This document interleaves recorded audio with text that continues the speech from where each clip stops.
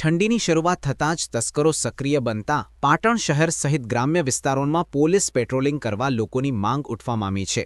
ત્યારે પાટણ તાલુકાના નોરતા ગામે રાત્રે 1:55 ભેંસના પાડાને છોડીને તસ્કરો ગાડીમાં નાખતા હતા ત્યારે ઘર માલિક જાગી છતાં ગાડીમાં પાળું ભરીને તસ્કરો ગાડી લઈને નાસી છૂટ્યા હતા।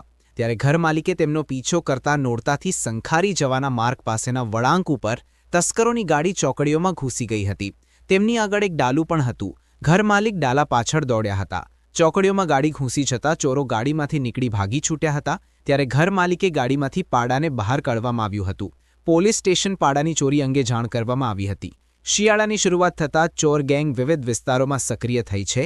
વારંવાર પાટણ જિલ્લાની પોલીસને ચોરો દ્વારા ખુલ્લેઆમ પડકાર ફેંકવામાં આવે છે। હાઈવે વિસ્તાર અને ગ્રામ્ય વિસ્તારોમાં પણ પોલીસ પેટ્રોલિંગ કરવામાં આવે તો આવા બનાવો રોકી શકાય તેમ છે।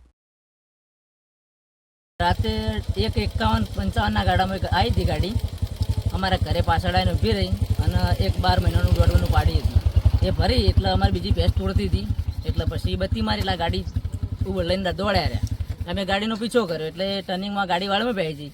અમે પાછળ આવી ગયા એટલે આ ગાડીવાળા ભાગી ગયા અને અમે પાડી અંદર ગાડીમાં રાખી હતી અને પછી પાડી અમે લઈને તો છીએ।